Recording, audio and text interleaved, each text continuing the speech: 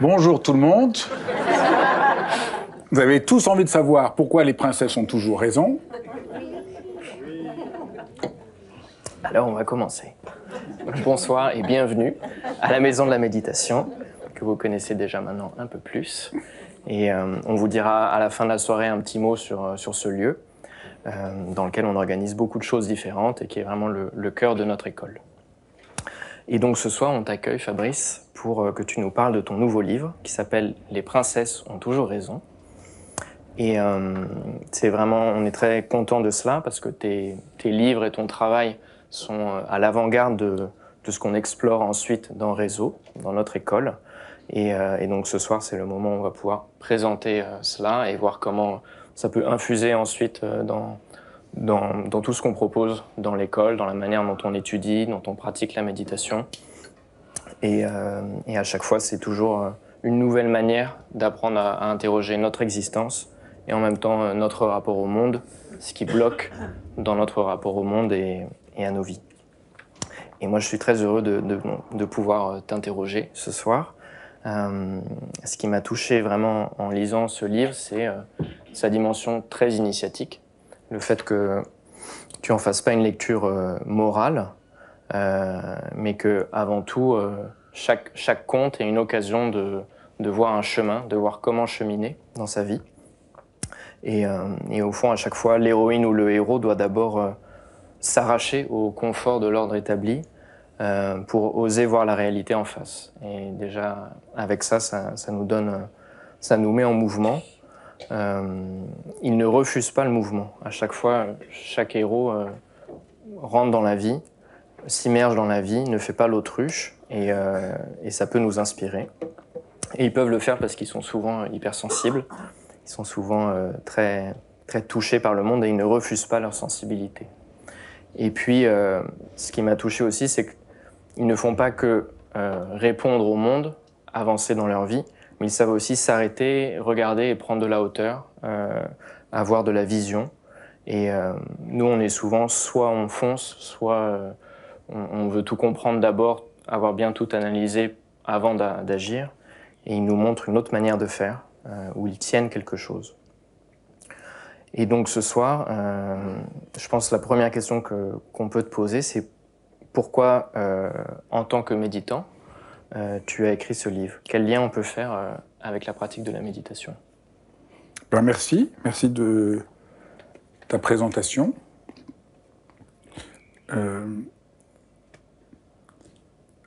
Comme tu l'as dit, le sens de ce que j'essaye de faire, c'est, avec particulièrement l'école, d'être un mouvement qui éclaire le sens profond de l'existence. On pourrait dire qu'est-ce que c'est, ce qu'on fait. C'est pas une école comme l'école primaire ou l'école maternelle ou l'école, mais c'est école comme un mouvement où on reprend au travers de la philosophie, la poésie et maintenant les contes de fées à neuf. Qu'est-ce que ça veut dire qu'exister? Et évidemment, pour moi, la méditation, comme je dis toujours, c'est pas une technique de gestion du stress pour être plus performant jusqu'à ce que mort s'en suive. C'est pas juste un truc pour essayer de se calmer, mais c'est éclairer le sens profond de notre existence. Et donc, les contes, en nous parlant, comme tu l'as très bien dit, de la dimension initiatique, c'est-à-dire de comment on advient à soi-même, comment on entre dans le mouvement de la vie, je trouvais que c'est très éclairant. Et en tant que philosophe, j'ai été frappé de voir toute la philosophie qu'il y a dans les contes, qu'on a un peu tendance à identifier à des trucs pour les enfants, alors qu'en réalité, il éclaire très profondément ce qu'il en est de notre existence. Donc ça, c'est le premier aspect. Méditer, c'est vraiment éclaircir notre existence, se reposer à neuf dans notre existence. Parce que le problème majeur pour la plupart des gens, le problème majeur de notre temps, c'est vraiment que on est pris par plein de choses qui fait qu'on n'habite pas sa vie. On est à côté de sa vie. On instrumentalise son existence, on accomplit des tâches, on a peur de ceci, on voudrait cela, mais c'est difficile de vraiment habiter son existence. Et les contes nous montrent comment habiter notre existence, la méditation nous apprend comment habiter notre existence. Donc la méditation, comme elle est présentée ici, comme je la transmets, qui est en décalage un peu avec ce qu'est aujourd'hui la méditation. La deuxième raison, c'est qu'est-ce que c'est méditer? C'est découvrir la princesse qui est en nous. Parce que méditer, c'est découvrir la dignité profonde qui est en nous. Ça, c'est absolument central. On médite pour, en revenant à ce socle de notre existence, en se remettant dans le mouvement de la vie, découvrir que nous ne sommes pas que les identités sociales, les rôles auxquels on est enfermé, nos problèmes auxquels on s'identifie. Bien sûr, je suis triste, j'ai ce problème au boulot, j'ai tel métier, j'ai telle fonction sociale, mais méditer, c'est découvrir, ben non. Ça fait une partie de mon existence, mais mon existence est plus vaste que ça, et au fond de moi, il y a quelque chose d'une dignité absolument intrinsèque, et c'est ça.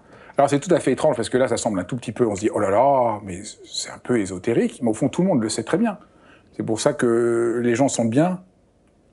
Pourquoi les petites filles veulent être des princesses?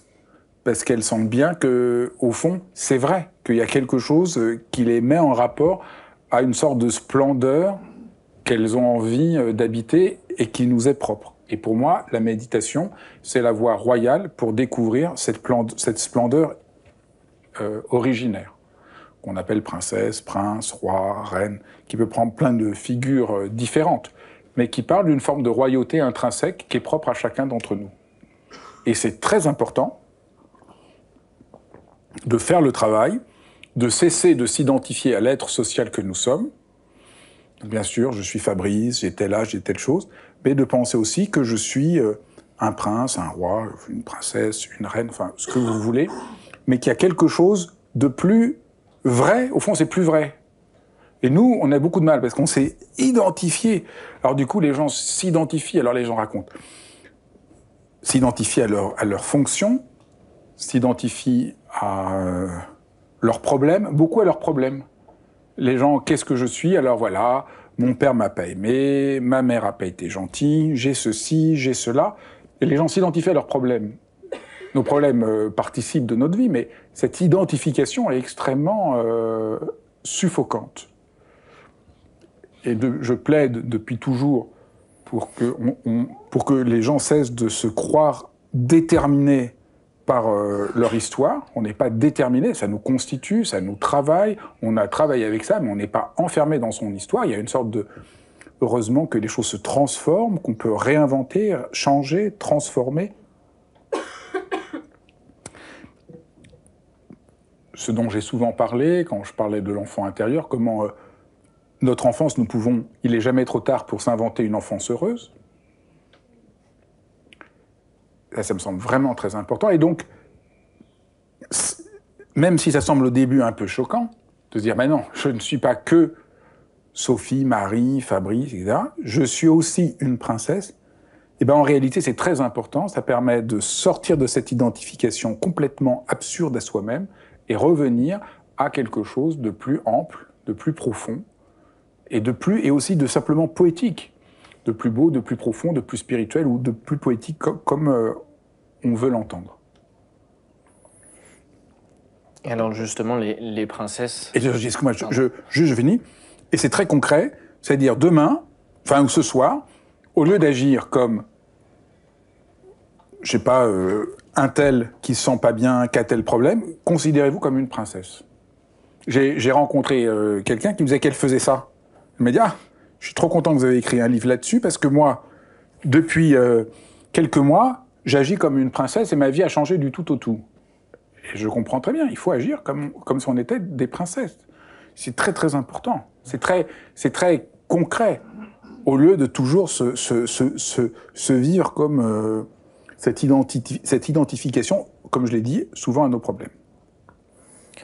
Mais du coup, la question que moi j'avais, c'était les princesses. Donc, c'est cette dimension qui est en nous, mais qui en même temps n'est pas complètement en nous. Il y a une forme de sagesse que tu présentes dans le livre avec beaucoup de visages au final. Donc, c'est qui les princesses, on pourrait dire? Si, les princesses, elles sont en nous. Les princesses, c'est cette dignité intrinsèque qui sont en nous. La seule chose, et ce qui m'a beaucoup plu, beaucoup amusé, c'était que, en relisant tous les contes, parce que je voulais faire un livre en reprenant les contes pour montrer cette dimension initiatique, alors là, j'ai été scotché que c'est les princesses qui ont raison. Et pas, parce qu'on raconte tout le temps que dans les contes de fées, les princesses sont des pauvres idiotes qui attendent le prince charmant et qu'elles font rien et que c'est le prince qui arrive et qui fait tout. C'est ce qu'on raconte partout. Et donc, je pense que les gens n'ont pas du tout lu les contes parce que, en réalité, les princesses ont toujours le rôle essentiel. Donc ça m'a complètement frappé. Alors le plus frappant, le plus radical, c'est on va prendre le conte qui semble plus à l'opposé de ce que je dis. Parce que là, je pourrais prendre tous les contes où on voit que, comme Hansel et Gretel, où Hansel il fait rien, que vous vous souvenez d'Hansel et Gretel? Voilà, c'est le petit frère et la petite sœur, ils vont dans la forêt, ils voient une belle maison avec du pain d'épices et plein de sucreries. Ils le mangent, ils sont vraiment tellement bêtes qu'ils croient vraiment que ça existe, une maison en sucre qu'on peut manger et que tous nos problèmes vont être résolus. Enfin, on en connaît d'autres dans notre société qui nous promettent monts et merveilles. En fait, le conte nous dit faites attention à ceux qui vous promettent monts et merveilles, ça va mal finir. Quand on nous promet monts et merveilles, on n'aura plus de problèmes, tout va être réglé. Ben, il y a toujours une sorcière qui mène son bout du nez pour nous... Et Hansel, il ne fait rien que bouffer. Il bouffe, il grossit. La sorcière a très envie de le bouffer aussi. Et il n'y a que Gretel qui commence à réfléchir, qui n'est pas enfermée dans la cage, et qui se dit, mais comment je vais faire? Et qui trouve une solution, et qui finit par se délivrer. Si vous voulez en savoir plus, lisez mon livre. Et donc, on voit bien que c'est elle qui triomphe, et que c'est elle qui est intelligente, qui a de la vision, qui a... Et donc, c'est souvent comme ça. Mais alors, on va prendre l'exemple le plus impossible. La Belle au bois dormant. Parce que là, c'est vraiment la caricature. Hein. Elle attend un siècle, elle ne fait rien, le prince charmant arrive, il fait tout. Là, donc, vous allez dire, c'était joli ton propos, Fabrice, mais là, coulé à l'eau. Reprenons l'histoire. Donc, quand on est la Belle au bois dormant, les parents complètement à côté de la plaque, oublie d'inviter une des fées, qui est vexée. Donc déjà, les parents, ils sont vraiment un peu à l'ouest, parce que franchement, c'est comme si vous avez des tantes, vous oubliez pas une tante, vous oubliez pas, je sais pas, enfin, vous invitez tout le monde, sinon ça va créer des problèmes. Donc ils oublient une fée. Donc, toutes les premières fées disent elle va être heureuse, elle va être belle, elle va être intelligente, elle va être fine. Et puis, il y a la sorcière, la fée qui est furieuse parce qu'ils l'ont pas invitée, qui vient comme ça et dit eh bien, à 15 ans, elle se piquera avec un fuseau et elle mourra. Une fée arrive, la dernière fée qui était cachée dit non, elle ne mourra pas, elle va dormir pendant un siècle, et un siècle plus tard, il y aura un prince qui va venir la délivrer. Évidemment, tout le monde est au courant de l'histoire. Dans le royaume, tout le monde le sait. Et le roi et la reine décident d'interdire qu'il y ait le moindre fuseau pour pas qu'elle se pique. Donc on les détruit tous. Et en fait, elle étouffe, la Belle au bois dormant. Il faut qu'elle soit comme ceci, il faut qu'elle soit comme cela. Ses parents sont derrière son dos en permanence, et ils sont quand même un peu à côté de la plaque. Alors tenez-vous bien, elle a 15 ans. Qu'est-ce que font le père et la mère? Moi, je serais le père d'une fille de 15 ans, qu'on me dit qu'à 15 ans, elle va se piquer avec un fuseau, ben, je m'occuperai d'elle, non? Eh ben eux, ils se tirent. Ils partent en vacances, ils la laissent toute seule. Donc on est en train de se demander, là, il y a des trucs louches dans cette famille. Et elle a 15 ans, elle se dit, mes parents se taillent, on me dit que si je suis piqué avec un fuseau, je vais dormir pendant un siècle, je vais me débarrasser de mes parents, et elle court Elle court vraiment de manière volontaire, et elle court dans partout, et elle finit par trouver un fuseau, de se piquer, et elle s'endort pendant un siècle. Donc, c'est évident qu'elle ne s'est pas piquée par hasard. Ça n'a pas le moindre sens, parce que c'est pas possible qu'elle ne soit pas au courant, puisque tout le monde est au courant. Elle sait très bien ce qu'elle fait, et puis dans le conte, c'est très bien dit, le père et la mère s'en vont, tout le royaume dort, sauf le roi et la reine qui sont partis, qui ne reviennent pas, qui vont vivre leur vie ailleurs, sans revoir leur fille, et la fille est débarrassée de son père et de sa mère, et elle peut enfin vivre la vie qu'elle a voulu. Et donc le siècle de silence, c'est juste symbolique de prendre le temps de se poser, de s'arrêter, pour décider une vie qui soit à elle. Quant au prince, vous allez dire, le prince, il fait tout. Le prince, il ne fait rien. Les princes arrivent, c'est pas temps, c'est pas le bon jour. Eh ben, il y a des ronces qui bloquent le passage, ils peuvent rien faire. Et juste un siècle, top, le prince passe, il a rien à faire. C'est un paresseux, lui, complet. La porte est ouverte, il passe, il entre, il voit une jeune femme, il dit « Oh, qu'elle est belle », il l'embrasse, elle se réveille, et il a rien fait. Il a rien décidé. Il est complètement passif. La preuve en est qu'il est complètement passif. C'est que dans le conte originaire, en général, l'histoire s'arrête là. Ils s'embrassent, ça c'est Walt Disney, mais c'est pas du tout comme ça dans le vrai conte. Dans le vrai conte, comme il a absolument rien fait, il n'est pas du tout advenu à lui-même. Elle est advenue à elle-même, elle a eu un siècle pour redevenir à elle-même, se poser. Et lui, eh ben, pour l'instant, franchement, c'est un peu un naze. Ben ouais, il a rien foutu. Donc, il est complètement lâche, il va vivre avec sa femme dans la forêt, caché, parce qu'il n'ose pas dire à son papa et à sa maman qu'il s'est marié. Vous imaginez, le pauvre... Faut dire, sa mère est affreuse. C'est une ogresse. Donc ils ont 2 enfants. La mère, ogresse, a envie de manger les enfants. Elle le suit, elle finit par trouver le lieu. Et donc il va passer plein de temps avant que... Il ose affronter sa mère, il ose défendre sa femme, il ose assumer qu'il est père, et lui, il lui faut alors là un grand bout de temps avant qu'il advienne à lui-même. Donc on voit bien que les princesses ont toujours raison, que c'est elle qui a décidé les choses, et que le prince, il doit un peu ramer pour advenir à lui-même. Donc, je pense que même cette histoire, quand on connaît le récit complet, confirme que les princesses ont toujours raison. Et justement, je crois qu'on est souvent prisonnier d'une lecture un peu Walt Disney, comme tu l'as dit, ou des contes pour enfants. Il y a plein de lectures qui nous emprisonnent. Tu veux que je les explique? La première...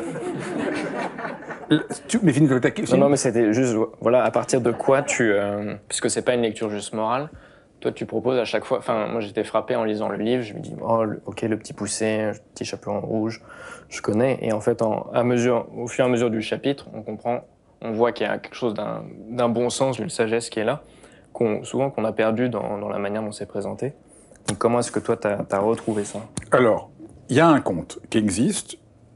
Souvent, c'est des textes, c'est des récits oraux très anciens.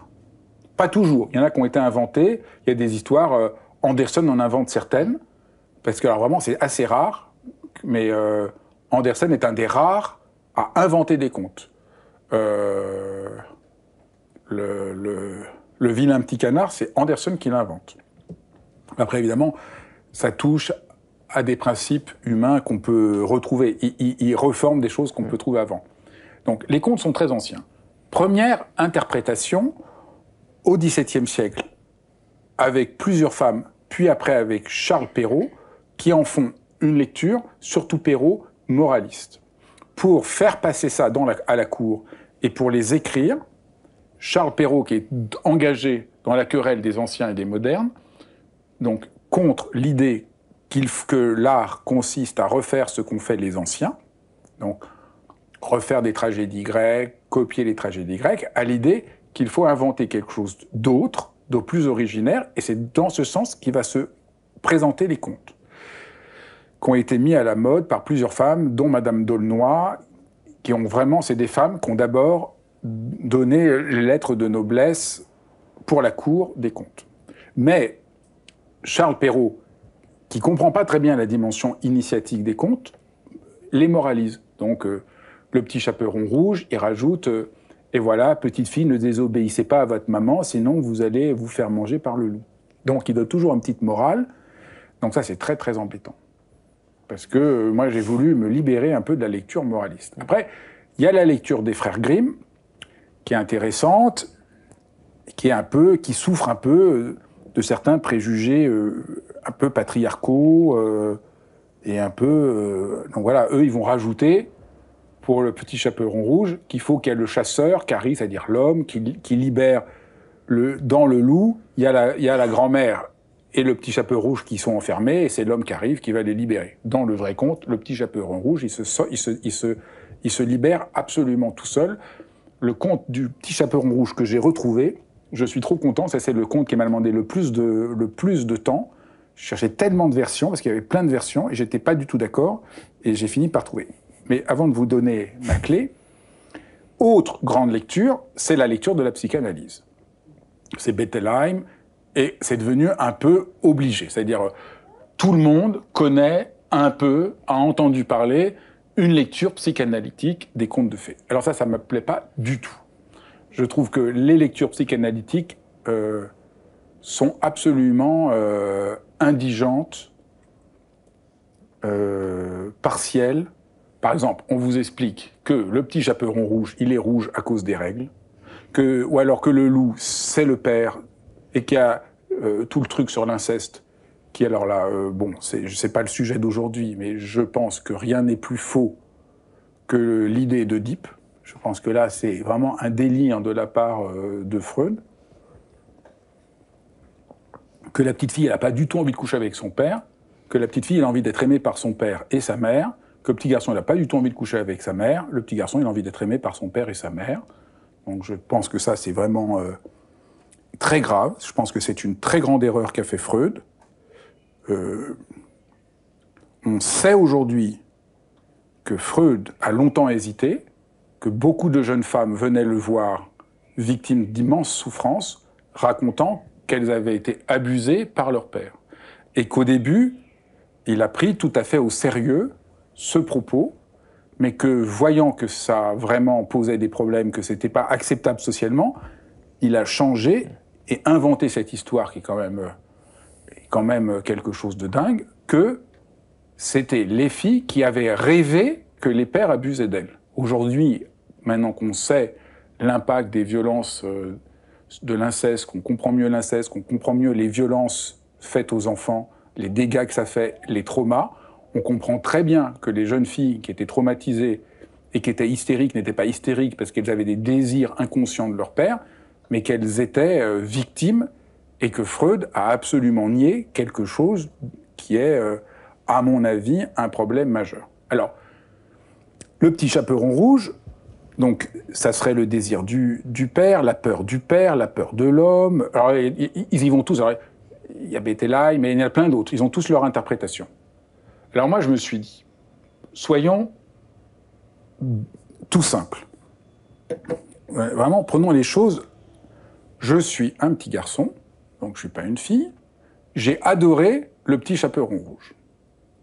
J'ai demandé à tous les hommes que je connaissais, pour voir si j'avais pas un travers, une névrose secrète et cachée, et j'ai demandé si les petits garçons aimaient aussi. Est-ce que tu aimais le petit chaperon rouge? Alors, à ma stupeur, enfin pas ma stupeur du tout, au contraire, les petits garçons aiment tous le petit chaperon rouge. Donc je me suis dit, ça ne tient pas cette histoire. Si le petit chaperon rouge est un truc purement féminin, d'un désir gna gna gna, pourquoi les petits garçons adoraient le petit chaperon rouge? Donc je me suis dit, je vais proposer une lecture philosophique des contes, en essayant de voir, ce que tu as dit en introduction, quelle est la dimension d'existence, comment les contes nous apprennent à vivre en tant qu'être humain, et pas des ressorts cachés parce qu'on est horrible et qu'on veut coucher avec un tel et tout. Et donc le petit chaperon rouge, d'un seul coup, ça m'est apparu évident. Mais qu'est-ce que c'est le petit chaperon rouge? C'est la peur et le désir de l'inconnu. On a tous peur du loup et tous envie de le rencontrer. S'il n'y a pas de loup, ben la vie est un peu trop épère, on s'ennuie, mais en même temps, le loup fait peur. Donc on est tous dans notre vie, on se dit, est-ce qu'il y a un loup? Et on est pris dans cette dualité, j'ai envie, j'ai pas envie. Et c'est ça que raconte le loup. oh, tu as des grands bras. Et donc on est content d'avoir peur tout en essayant de nous en sortir parce qu'on est content, parce que sinon on stagne. Et on voit bien que c'est ça l'évolution. Alors là, quand on travaille, on a des fois des cadeaux du ciel. Donc je cherche et je trouve ce qui est déterminé comme la version probablement la plus ancienne du Petit Chaperon Rouge. Voilà comment ça finit. Le Petit Chaperon Rouge est dans le lit avec le loup, les grands bras et tout, et à un moment, le Petit Chaperon Rouge dit au loup « j'ai envie de faire pipi ». Le loup dit « fais pipi dans le lit », et le Petit Chaperon Rouge dit « ah non, ça va être tout sale, ça va pas du tout être agréable, faut que je sorte ». Alors le loup l'attache avec une corde, le Petit Chaperon Rouge sort, enlève la corde, la met à un arbre et s'enfuit. Et il se libère très bien tout seul. C'est magnifique. Les princesses ont toujours raison, les femmes se débrouillent tout seules, on n'a pas besoin d'un chasseur qui vient ouvrir parce que la peau, Petit Chaperon Rouge est complètement idiote. Non, pas du tout, elle s'est très bien débrouillée. Elle a rencontré ce qui fait peur, mais elle a très bien réussi à s'en sortir. Donc, voilà un peu le principe qui m'a occupé. Sortir de la lecture d'une psychanalyse datée et revenir à une dimension philosophique qui interroge notre existence et des fondements de notre existence. Par exemple, voilà, la peur de l'inconnu, comment on fait avec l'inconnu, pourquoi on a envie d'inconnu, pourquoi, au fond, quand il n'y a plus d'inconnu, tout devient plan-plan, on s'ennuie, voilà. Des choses qui ont beaucoup de sens, que je pourrais expliquer avec plein de concepts philosophiques que je mets à l'arrière-plan parce que j'ai voulu faire un livre plus divertissant que savant. Mais évidemment, là, on pourrait parler on pourrait faire une lecture nietzschéenne du conte, ce serait tout à fait juste. Puisque Nietzsche dénonce tout le temps ce qu'il nomme, ça c'est pas dans le livre, mais ce que Nietzsche dénonce comme le dernier homme. Il appelle le dernier homme l'homme de la médiocrité absolue. C'est le dernier parce que c'est celui qui refuse, le refuse délibérément tout ce qui pourrait le faire grandir, le faire être dans la création, le faire aller au-delà de lui-même. Le dernier homme, c'est l'homme qui ne veut plus rien au-delà de lui-même. Et être un être humain, c'est toujours avoir un chaos en soi pour enfanter une étoile, comme dit Nietzsche. C'est toujours avoir un chaos en soi pour oser aller au-delà de soi-même. Être un être humain, c'est aller au-delà de soi-même. C'est ça, le Petit Chaperon Rouge. Il va au-delà de soi-même. Et Nietzsche dénonce ce qui est l'antipode de ça. C'est le dernier homme qui veut que tout soit confortable, que c'est vraiment la médiocrité. Il ne veut rien qu'un confort, qu'un bonheur tout à fait médiocre. Et c'est ça que Nietzsche veut dénoncer. Et donc, à mon avis, voilà une manière de parler du conte qui est parlant pour tout le monde et quand même plus sympathique que la lecture de Bettelheim, qui en plus aujourd'hui est tout à fait contesté dans tout ce qu'il a écrit par ailleurs. Mais c'est un autre sujet. Et je me demandais aussi pourquoi tu as choisi de passer par des histoires pour transmettre ça. Enfin, pourquoi avoir choisi de présenter des contes et comment concrètement, nous, ça peut nous transformer en les lisant, en les contemplant, en voyant comment ça ouvre des pans de notre vie qu'on ne voyait pas avant. Je crois un peu pour ce que tu as dit, c'est-à-dire les contes nous parlent toujours de nous. Qu'est-ce que c'est un conte? C'est présenter une histoire de manière archétypale. C'est pour ça qu'en fait, les contes, c'est un récit. Depuis que les hommes sont hommes, maintenant on sait que même dans les grottes préhistoriques, les dessins racontaient des récits, racontaient des histoires. Et on voit pourquoi aujourd'hui même les scénaristes qui font des séries télé et tout ça, ou des films, et les romans, se basent beaucoup sur... reprennent les structures des contes, qui déploient, mais que ça parle au fond de ce que de la quintessence d'un récit. Et les contes, c'est quoi? C'est des récits rassemblés. On ne distingue pas toute la psychologie du Petit Chaperon Rouge. Voilà, c'est juste le Petit Chaperon Rouge. C'est quasiment le squelette de tous les récits. Squelette, c'est pas très beau. Alors, je n'ai pas dit squelette, mais disons, voilà, c'est la quintessence des récits. Donc, en 40, on raconte un peu toutes les situations de la vie, toutes les épreuves de la vie. Donc, en lisant, ça répond à peu près à toutes les situations de l'existence. Et est-ce que justement tu veux t'as tiré des grandes leçons de ça, que tu présentes aussi dans le livre? Est-ce que tu veux en dire quelques-unes? sur comment ça nous aide à voir notre existence différemment. C'est difficile de faire des généralités parce que ce qui est beau, c'est qu'on rentre dedans. Mais, disons, une des choses frappantes, quand même, hormis le fait que c'est les princesses qui ont toujours raison, donc ça c'est quand même un truc assez impressionnant. Parce qu'il y a Thésée et Ariane aussi. Alors Thésée, vous voyez, qui tue le Minotaure. J'ai pas seulement raconté des contes, j'ai pris aussi quelques mythes. Ben, voilà, tout le monde raconte, c'est Thésée, il arrive, il tue le Minotaure. Bon, enfin, s'il n'a pas le fil d'Ariane, le pauvre, il serait toujours auprès Dans le labyrinthe. Donc c'est Ariane qui a l'intelligence, la vision, qui voit plus loin et qui structure tout. Et en plus, il va la trahir. Bon, enfin, bon, ça, c'est une autre histoire. Deuxième grand principe des contes, c'est que c'est le plus faible qui triomphe. Donc ça, c'est très, très intéressant. C'est le petit pousset, c'est Cendrillon, c'est dans La Belle et la Bête. La Belle, c'est celle qui semble la plus fragile, et le petit tailleur qui réussit à battre tous les géants et à épouser la fille du roi alors qu'il est juste un petit tailleur. Donc c'est toujours le plus fragile qui finit par l'emporter. Il y a toujours 3 frères, 3 sœurs. C'est toujours le dernier qui réussit. Je fais une parenthèse. Dans la fameuse histoire des 6 cygnes, où une méchante femme transforme les 6 frères en oiseaux, sauf 1 heure par jour, ils reprennent leur forme humaine, c'est la sœur qui va les délivrer. C'est toujours les princesses qui ont raison et qui font le boulot. Ça, c'est tout à fait frappant. Dans La Reine des Neiges, c'est Gerda qui va délivrer le petit garçon qui est prisonnier de la Reine des Neiges. Donc ça, c'est tout à fait frappant que tous les contes vont à l'encontre de ce qu'on raconte, que c'est que les garçons qui font les choses et que les femmes, autrefois, c'est pas tout ce qui se passe. Mais enfin bon, je ferme la parenthèse. Et ça, c'est très très important. C'est un principe qui n'est pas seulement dans les contes, qui est dans toute mythologie, et qui doit nous intéresser et nous arrêter, parce que c'est exactement le contraire de ce que notre société nous fait croire. Dans notre société, il faut être puissant, fort, pas avoir de défauts, pas avoir de problèmes, pas avoir de blessures, pas avoir le moindre manquement. Et tous les contes nous disent, c'est ceux qui ont un manquement qui vont en faire une force.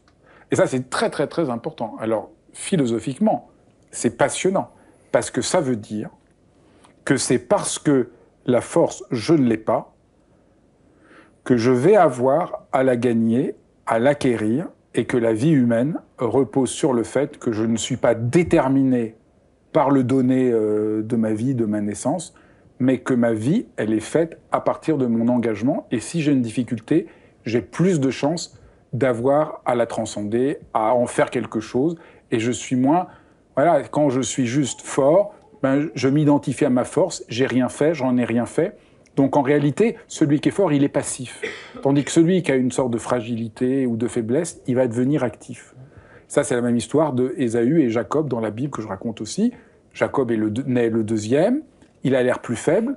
Et on peut se dire, non mais là, Dieu, il est complète. Vous voyez, c'est pas que dans les contes. On peut dire, Dieu, il doit choisir celui qui va hériter de devenir le patriarche d'Israël.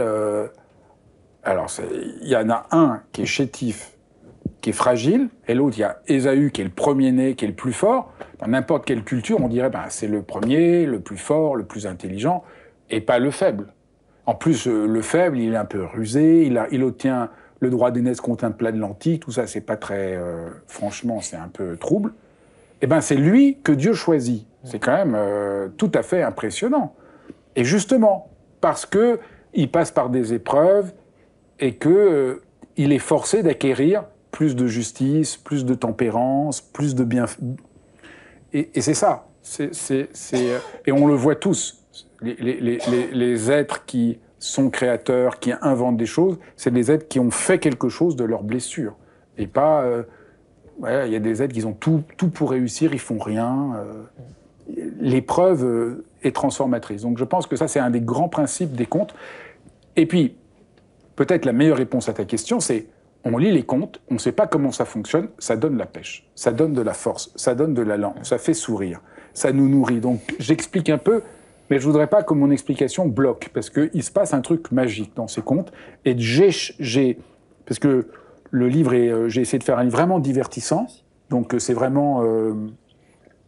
là, je vous donne l'arrière-plan, mais quand on lit le livre, c'est vraiment juste des petits éclairages dans chaque conte, qui sont un peu amusants, parce que je voulais vraiment, on le lit, on retrouve confiance, on retrouve de l'allant, on retrouve de la joie. Voilà, c'est ça que je voulais faire. On retrouve un peu de la joie. Une autre leçon aussi dont tu parles, c'est le fait de ne pas avoir peur de ce qu'on identifie comme le négatif, le sombre, l'inconnu, et je trouve ça très fort aussi. Parce que, et tu le dis aussi dans l'introduction, c'est la question de ce livre, c'est aussi comment faire pour affronter la violence du monde. Et c'est une question qu'on a beaucoup, qu'on essaye beaucoup de travailler dans l'école aussi. Comment, nous on essaye de travailler sur nous, mais le monde est violent autour de nous. Comment on fait? Oui, c'est l'autre chose qui est extraordinaire dans les contes, c'est que ça n'a pas ce côté que je dénonce tout le temps qui me gêne beaucoup, c'est l'idée de niaiserie généralisée. On va être dans le monde idéal, tout va s'arranger, on est du côté des gentils.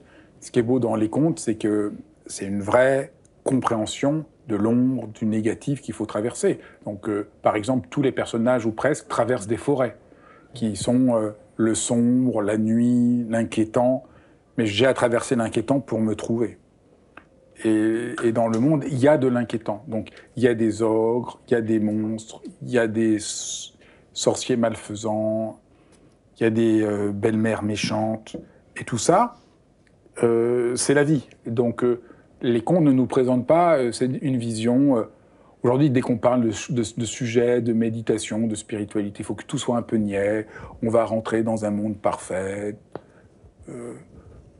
Et moi, tout ce discours, on est dans un bonheur inaltérable, éternel. On est dans le détachement complet. Enfin, tout ce discours qui me gêne énormément, que je trouve complètement hors sol. Ce que j'aime dans les contes, c'est que c'est pas hors sol. Je trouve qu'il y a un côté très concret. Ça parle de la vraie vie avec les emmerdes, les ennuis, le découragement, le fait d'avoir peur de ne pas y arriver, l'hésitation. Donc je trouve que ça parle de la vraie vie et que malheureusement, quand on parle de sagesse, de spiritualité, on est très rarement dans la vraie vie. Il y a quelque chose là qui est phagocyté à la racine le plus souvent. Peut-être ma dernière question, c'est plus autour du courage qu'on voit. J'ai l'impression que c'est aussi un livre pour parler du courage. Et beaucoup tu parlais des 6 signes, notamment la princesse, enfin la sœur, travaille jour et nuit à coudre, enfin à faire des chemises avec des orties. Et elle ne parle pas. Elle n'a pas le droit de parler quand elle travaille. Et tout le monde la prend pour une sorcière, pour une folle, et menace même de la tuer. Et elle tient quelque chose. Et souvent, le héros tient dans l'incertitude. Et j'ai l'impression que dans la pratique, on apprend ça aussi. Mais je me demandais si tu pouvais en dire un peu plus. C'est très bien dit. C'est tout à fait... c'est très bien vu. Les contes nous montrent un tout autre visage du courage et de la persévérance que celui qu'on a d'habitude. Puisque le courage et la persévérance, il y a un côté... Il faut y aller. Vous savez, partout, on vous dit... allez-y, foncez, devenez une meilleure version de vous-même. Si vous voulez, vous pouvez. C'est le premier pas qui compte. Donc là, c'est pas du tout ça. C'est pas ce côté très agressif. Il y a quelque chose de beaucoup plus intérieur, beaucoup plus tenu, et qui est très beau. C'est-à-dire, c'est beaucoup plus. Les choses sont beaucoup plus faites à la fois de manière poétique et par amour, puisque là, la sœur, elle tisse. C'est unique, de la chose la plus faible, la plus fragile, qui blesse les mains, les orties, ou dans d'autres versions des anémones, qui est la fleur la plus fragile, c'est la même idée, parce qu'il faut qu'elle soit dans une attention profonde à ce qu'elle fait. C'est vraiment une expérience méditative, c'est vraiment un des contes les plus profonds sur la méditation, comme manière de retisser une présence neuve au monde. Et c'est ça qui est frappant, c'est que le courage vient beaucoup plus d'une écoute du monde. C'est ça qui fait la dimension poétique, c'est une écoute du monde, un respect du monde, un amour du monde. Et c'est ça qui permet de transmuter les difficultés et donner du courage. Et je trouve que ça a beaucoup à voir avec ce qu'on fait dans la pratique de la méditation. Merci beaucoup. Peut-être qu'on peut prendre des questions Merci Martin. de la salle. On va vous donner le micro si vous voulez poser des questions. Mais pas trop difficiles. Hein. Moi, c'est d'abord un grand merci, Fabrice, pour ce livre qui m'a vraiment fait très très plaisir. Parce que moi, je me pose beaucoup la question en ce moment de trouver des figures féminines dans les voies spirituelles. Et en fait, j'ai l'impression que c'est un peu ce que tu as fait, de raconter des histoires où c'est des figures féminines qui sont pas passives, qui sont ni la mère de quelqu'un, ni, qui sont pas réduites à leur statut de mère, de femme, de fille, mais qui sont des personnages en tant que tels et qui sont actives et qui vont à l'aventure. Et voilà. Donc déjà, est-ce que c'est juste de dire comme ça ? C'est très bien. Ouais. C'est tout à fait juste. C'est très très bien dit. C'est vrai, je l'avais pas formulé comme ça, mais c'est très vrai.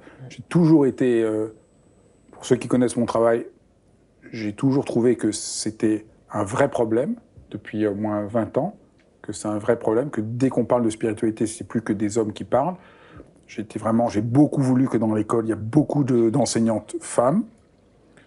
Et j'ai beaucoup travaillé dans les livres que j'ai écrits à représenter des figures féminines. Dans mon livre sur l'amour, toutes les grandes figures spirituelles sont des femmes. Dans mon livre La méditation pour les nuls, j'ai remis en avant toutes les figures féminines qui ont transmis la méditation. Et c'est vrai que c'était très intéressant de montrer ça. Je pense que c'est vraiment la tâche de notre temps, de sortir de cet étrange aveuglement qu'a marqué tant de siècles. Donc c'était tout à fait quelque chose qui me tient à cœur depuis longtemps.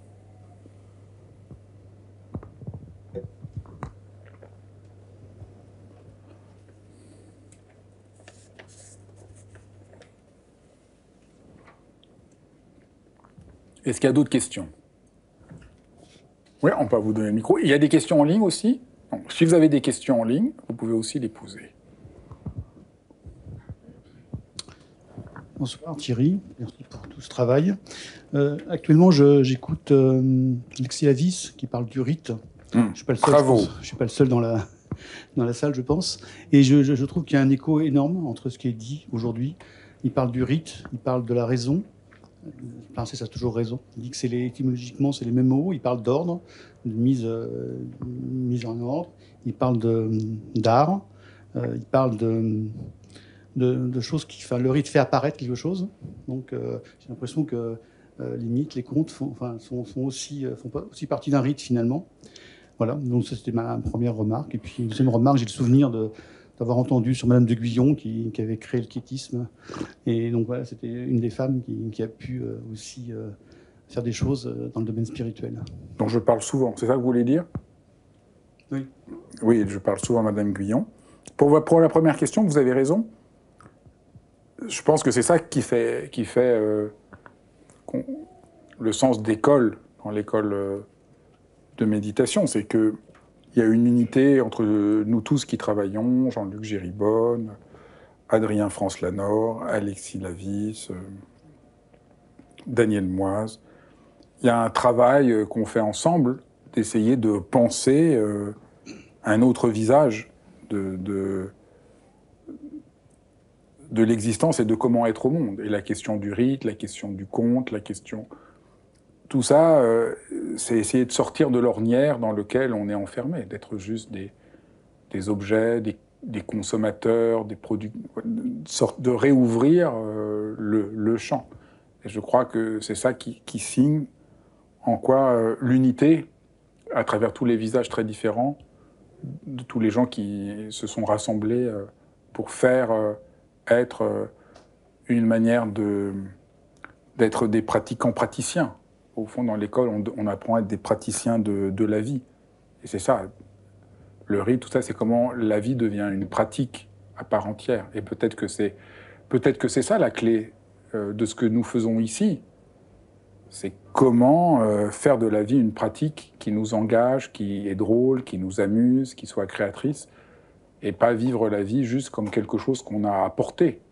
Et malheureusement, beaucoup trop de gens aujourd'hui vivent leur vie juste comme des porteurs, pour reprendre une distinction de Nietzsche, mais les gens sont un peu portent la vie. Ils supportent leur vie, ils ont apporté telle chose, et peut-être que la clé, c'est de devenir un praticien. Peut-être que les pratiquants sont d'abord des praticiens.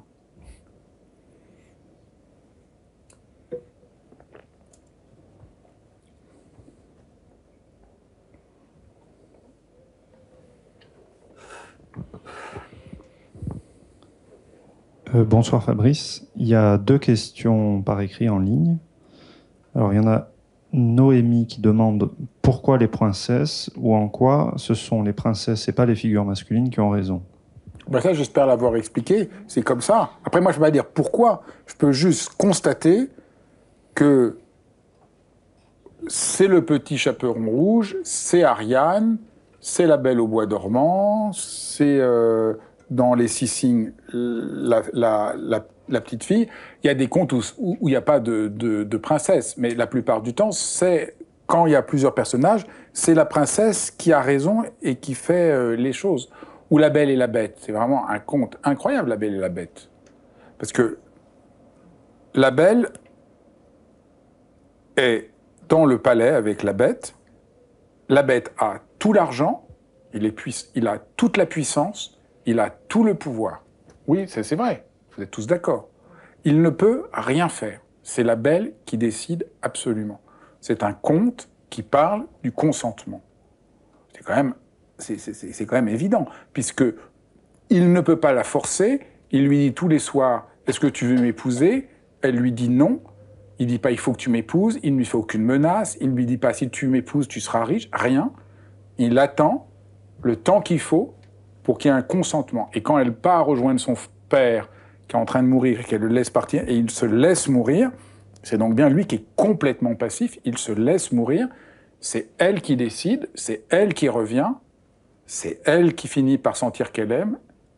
Et comme dans les contes, du coup, il se transforme en prince charmant. Mais en réalité, c'est juste que son regard à elle s'est transformé parce qu'elle a eu le temps de s'ouvrir à l'amour. C'est vrai. Et c'est aujourd'hui dans la réflexion féministe, il y a une grande réflexion autour de la question du consentement qui a explosé dernièrement, mais qui date quand même depuis une quinzaine d'années, vingtaine d'années, où on essaye de réfléchir à que le consentement, c'est pas juste dire oui, parce qu'un oui peut être forcé, et que le consentement, c'est pouvoir faire un oui éclairé qui vient dans le respect profond de son être, et que beaucoup de gens ont fait croire que parce qu'on disait oui, mais le oui, le consentement, c'était dans le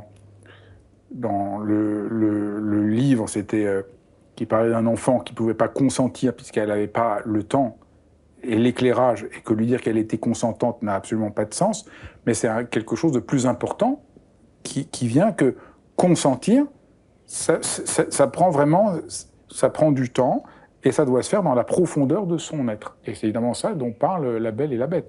Donc on voit, quand on regarde, que c'est ça, et qu'au fond, les princes deviennent princes qu'en respectant que c'est les princesses qui ont toujours raison. C'est un principe. Moi, je ne sais pas pourquoi. Du reste, ça ne m'intéresse pas de savoir pourquoi.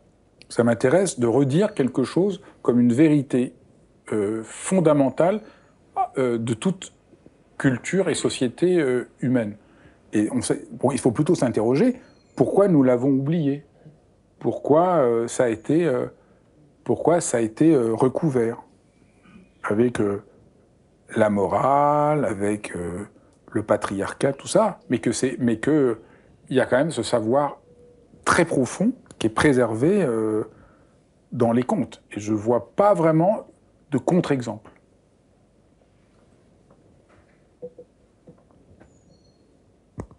Il y a une autre question en ligne. C'est Pauline qui demande qu'est-ce que c'est pour toi le juste courage? Est-ce que ça serait de chercher des alternatives face à un problème et de l'aborder d'une manière douce?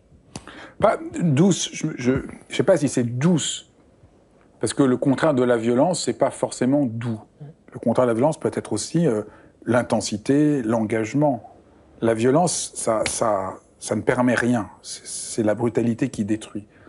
Mais je dirais, le vrai courage vient de la profondeur de notre être. C'est pas quelque chose de forcé. Voilà, c'est ça que je...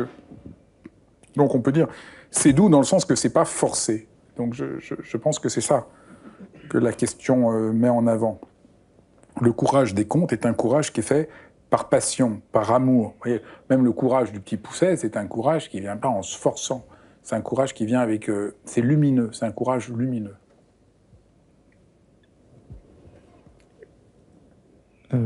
Oui. Je peux en poser une dernière? D'accord, et puis après Chauly, on arrêtera. Quelqu'un demande, doit-on provoquer, donc c'est Lucie, pardon, doit-on provoquer l'aventure dans notre vie, ou est-ce que l'aventure est déjà là, mais il faut juste changer de regard? Les deux, je dirais les deux, mon capitaine. L'aventure est là quand on enlève les œillères, mais en même temps, c'est bien aussi de partir à l'aventure. C'est aussi ça que nous racontent les contes, c'est quitter la maison et partir. Alors, la plupart du temps, les gens quittent la maison et partent à l'aventure. Ou on a les parents qui disent aux enfants, allez me chercher un cheval ou apprendre un métier, revenez dans un an. Donc partez. La belle au bois dormant, elle ne peut pas partir, donc elle dort pendant un siècle, mais c'est la même idée. Vous voyez, même Cendrillon, on voit bien, c'est la princesse qui a raison. C'est elle qui décide d'aller au bal, c'est elle qui trouve la marraine qui transforme les choses, c'est elle qui part à minuit, et le prince, il fait juste essayer de la suivre et d'essayer de la retrouver. Ou Podane, c'est la même chose. C'est toujours, tous les contes nous racontent quand même un truc, c'est quand même... Je sais que je suis le premier à dire ça, et je pense que c'est quelque chose qui a été un point d'aveuglement, mais tous les contes nous racontent ça. Je souligne. Je ne sais pas si j'ai réussi à bien exposer ma question, parce qu'en t'écoutant, j'ai l'impression que si j'étais un homme, je peut-être vais avoir un peu du mal à rentrer, mais après, parce que comment un homme se réconcilie avec cette part de, je ne sais pas, est-ce qu'on peut dire c'est une sagesse féminine? Et après, je me suis dit, peut-être une femme n'a pas forcément plus de facilité à rentrer en rapport avec ça. Et ensuite, je me suis demandé, est-ce que c'est une question de rentrer en lien avec cette sensibilité en chacun d'entre nous? Je dirais, pour les femmes, retrouver la dimension que les princesses ont toujours raison et pas que les princesses sont juste des jolies poupées, ça, c'est vraiment fondamental. Donc j'espère que mon livre va aider ce travail de réappropriation de la puissance originaire du féminin. Pour les hommes, c'est formidable. Les hommes, ils ont toujours envie que les femmes soient des princesses, donc c'est juste bien qu'ils apprennent, ils deviennent des princes en comprenant que les princesses ont toujours raison. Donc c'est bien pour eux aussi. Parce que s'ils pensent, s'ils ne voient pas ça, il ne peut rien leur arriver. Si le prince ne se rend pas compte que Cendrillon est une princesse et qu'il faut qu'il se mette, qu'il la reconnaisse et qu'il la laisse, eh bien il est foutu. Il ne peut pas advenir à lui-même. C'est ça que nous racontent les contes. Ils n'ont pas aussi en eux une part de... Si, ils ont une part. Les princes ont une part de dignité qui sont princes. Mais elle n'est pas égale aux princesses. Dans les contes, les princes sont princes parce qu'ils voient que les princesses ont toujours raison. Je ne dirais pas les princes ont toujours raison, mais les princes découvrent leur dimension originaire et sacrée en reconnaissant que les princesses ont toujours raison. Voilà. Si on prend la Belle au bois, si on prend un autre conte, la princesse au petit pois, c'est la princesse qui arrive habillée n'importe comment, qui se fout des apparences, qui prétend être une princesse alors qu'ils ont vu toutes les princesses les plus belles de la Terre, et il y en a une qui arrive comme une princesse, elle est toute trempée, elle a l'air de rien, et elle dit qu'elle est une princesse. Donc c'est elle qui assume quelque chose, qui va contre quelque chose et qui ose dire, après avoir dormi, qu'elle a mal dormi parce qu'il y avait un petit poids, et le prince, il saisit sa chance. Il dit « Ah, c'est une vraie princesse. J'avais envie d'être avec une vraie princesse pour advenir à moi-même. » Mais tout le monde, enfin, tout homme qui est quand même pas complètement bouché, il sait quand même bien ça, qu'il devient homme en rencontrant une princesse. Sinon, c'est vraiment, malheureusement, c'est sûr que peu d'hommes le savent aujourd'hui. Après, mais c'est quand même... Après, je ne veux pas aller plus loin, mais on pourrait même parler qu'est-ce que ça veut dire dans la sexualité, comment un homme et une femme font l'amour. Il faut quand même que l'homme, il doit quand même être au service de la femme. C'est quand même un des principes de base qu'il faut apprendre aux garçons s'ils veulent qu'il se passe quelque chose d'heureux. Donc, il y a un principe très originaire qu'il est temps de dire aux messieurs et aux dames. C'est vraiment important. La voie de l'accomplissement de la femme n'est pas exactement le même que la voie de l'accomplissement d'un homme. Je ne sais pas si on a le droit de dire ça encore aujourd'hui, mais je pense que ça, c'est vraiment fondamental. En tout cas, là, il y a toute une poétique et une mystique et une spiritualité extrêmement forte que je crois très important de transmettre. Et les principes des contes vont tout à fait dans les grands principes qu'on trouve dans les grandes spiritualités qui ne sont pas passées par la moulinette moraliste, patriarcale et tout ça, qui est une catastrophe. Donc évidemment, ça rejoint tout le travail que j'avais fait dans « Et si l'amour, on ne savait rien » sur la mystique féminine, où je montrais que c'est quand même souvent les femmes qui ont préservé la mystique du pouvoir des hommes. Qu'il y a là quelque chose comme quand même un principe important. Eh bien, on a bien travaillé. Ben, merci Martin. Quand même, il était fort, Martin. Si j'étais des fois interrogé par des gens comme toi, quand c'est rare, ça serait formidable. Donc merci beaucoup.